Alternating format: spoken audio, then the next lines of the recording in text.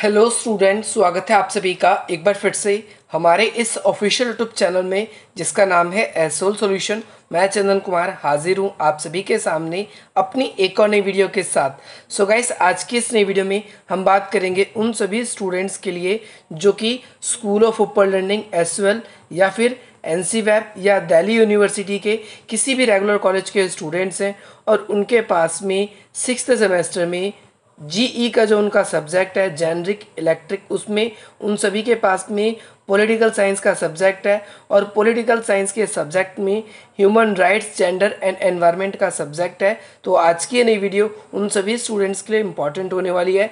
ये आज एक इकलौती ऐसी वीडियो है जो कि आप सभी की ये डिमांड आई थी कि सर आपने जो क्वेश्चन बताए थे वही हमारे एग्जाम में आए, जो आप सभी के 4 तारीख को एग्जाम था। लेकिन उसमें बहुत सारे स्टूडेंट्स की ये भी डिमांड थी कि सर अगर उसके साथ में अगर हमें आंसर्स भी मिल जाते तो पिछली वीडियो की जो कमी थी वो यहाँ पूरी है।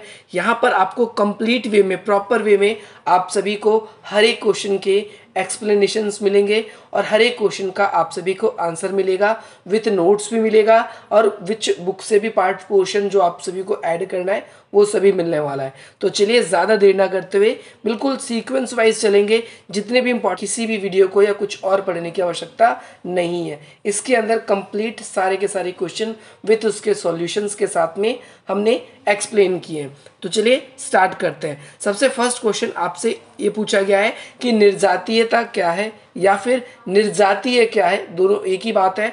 और यहाँ पर मैंने आप सभी के लिए हर एक शब्द का इंग्लिश मीनिंग लिख दिया है, क्योंकि अब की बार जो 4 तारीख को एजुकेशन मीडिया इन एजुकेशन का सब्जेक्ट था उसमें हिंदी टाइपिंग में बहुत गलती थी। और मैंने जब आप सभी के लिए क्वेश्चन पेपर भी डिस्कस किए थे तो उसमें भी मैंने बताया था कि आपको इंग्लिश ज़रूर पढ़ना है, क्योंकि इंग्लिश के बगैर आप सभी क्वेश्चन नहीं समझ पाएंगे, क्योंकि वर्ड्स की गलती होती है और बहुत ज़्यादा जटिल कठिन भाषा का उपयोग किया होता है। तो यहाँ पर निर्जातीय आप इंग्लिश में पढ़ लेंगे एथिक्स क्या है, और निर्जातीय का प्रकार, इसका वर्णन आप सभी को करना है। तो निर्जातीय का प्रकार भी बताना है और निर्जातीयता क्या है आप सभी को ये भी एक्सप्लेन करना है।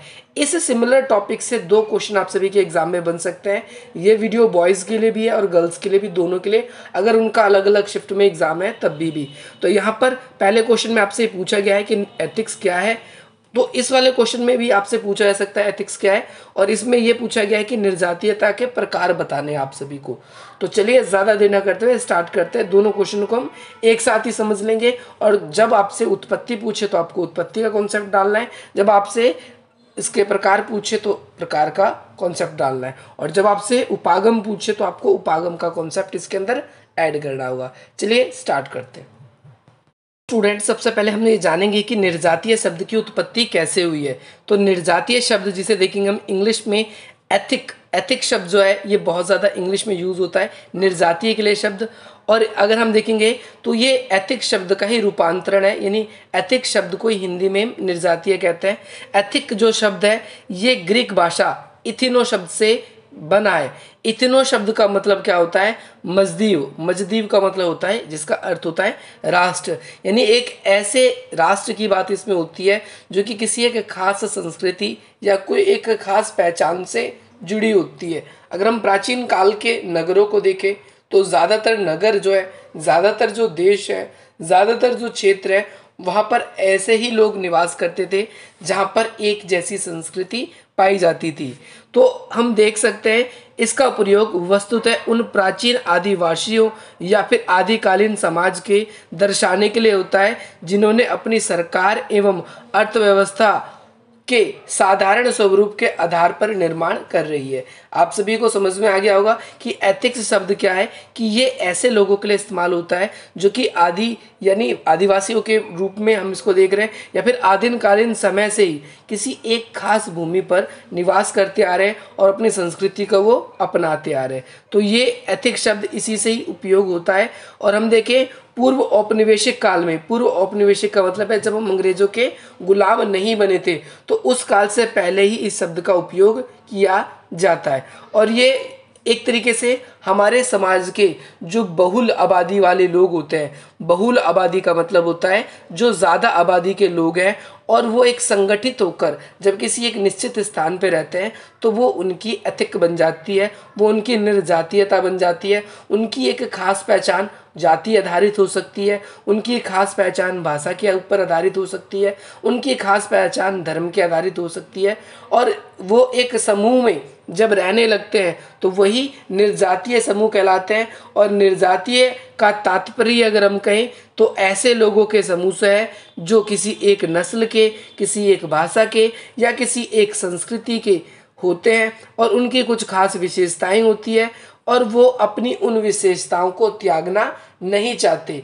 तो ऐसे समय में हम क्या देखते हैं, ऐसे समय में हम ये देखते हैं कि निर्जातीय शब्द जो है वो ऐसे लोगों के लिए इस्तेमाल किया जाता है जो किसी एक खास वर्ग समूह या समाज से संबंध रखते हैं और वो अपनी उस पर्टिकुलर पहचान को, उस पर्टिकुलर विशेषता को त्यागना नहीं चाहते। तो आप सभी को ध्यान रखना है, निर्जातीयता का आधार भाषा, क्षेत्र, धर्म, नस्ल और विश्वास, ये सारी की सारी चीज़ें होती हैं। इसके अलावा निर्जातीय क्या है? निर्जातीय ऐसे लोगों का समूह है, एक ऐसे लोगों का संस्कृति, एक ऐसी संस्कृति का निर्माण करता है जिसके अंदर एक दूसरे सदस्य एक दूसरे पे निर्भर होते हैं। और इन निर्जातीय लोगों को हम रूढ़िवादी या रेडिकलवाद भी बोल सकते हैं। ये अपनी जो खास पहचान होती है, अपनी खास समस्याएं होती है, उनको ये छोड़ना नहीं चाहते। और हम देखेंगे कि निर्जातीय जो है वो किस तरीके से अन्य जातियों से संबंधित है। आपसे पेपर में क्वेश्चन ये भी पूछता है। तो निर्जातीय हमारी सामाजिक व्यवस्था के अंतर्गत रहकर ही कार्य करता है और निर्जातीय के अंदर बहुत सारे ऐसे समूह शामिल होते हैं जो जाति, धर्म या फिर अपनी लिंग्विस्टिक पहचान के आधार पर होते हैं। तो आपको ये क्लियर हो जाना चाहिए कि क्या होती है एथिक्स और एथिक्स की उत्पत्ति कैसे हुई है। तो अब हम बात करेंगे निर्जातीयता के प्रकार के बारे में, टाइप ऑफ एथिक्स। तो निर्जातीय कई प्रकार के हैं। तो यहाँ पर एक विद्वान का नाम याद रखना आपको, जैन रेटरेबिन, जैन रेटेरेब। तो आपको एक नाम याद रखना है। तो स्टूडेंट्स यहाँ पर हम बात करेंगे अब निर्जातीयता के प्रकार के, टाइप ऑफ एथिक। तो एथिक के क्या टाइप है? तो यहाँ पर एक राइटर है जिनका नाम है जैन रेटेरेब। इन्होंने निर्जातीयता को 4 वर्गों में विभाजित किया है। सबसे पहले प्रभुत्व निर्जाति, जिसे हम डोमिनेशन एथिनिसिटी बोलते हैं, और दूसरा संगलन निर्जातीय, तीसरा है प्रतिस्पर्धा निर्जातीय और चौथा है वैकल्पिक। इन चारों के बारे में बात कर लेते हैं। तो सबसे पहला नंबर पे आता है प्रभुत्व निर्जातीय। तो इनमें निर्जातियों को स्वयं प्रभुत्व के रूप में देखा जाता है, यानी कई क्षेत्र ऐसे होते हैं जहाँ पर कुछ लोग अपने समूह को काफ़ी ज़्यादा ताकतवर या फिर संगठित करके रहते हैं और उस पूरे के पूरे क्षेत्र में उस समूह, उस पर्टिकुलर निर्जातीयता की एक खास पकड़ होती है। जैसे हम असम साइड देख सकते हैं, जैसे हम पंजाब के अंदर देख सकते हैं, जैसे हम जम्मू एंड कश्मीर के अंदर देख सकते हैं। तो यहाँ पर इन निर्जातियों का इन क्षेत्रों पर बहुत ज़्यादा प्रभाव रहता है, पकड़ होती है। यहाँ पर हम ये भी देखते हैं कि राष्ट्र एवं निर्जातीयता में काफ़ी धुंधला होता है, यानी दोनों में काफ़ी अंतर होता है। यदि राष्ट्रवाद किसी एक संस्कृति के नियंत्रण का रूप ले लेता है तो ये निर्जातीय कहलाता है।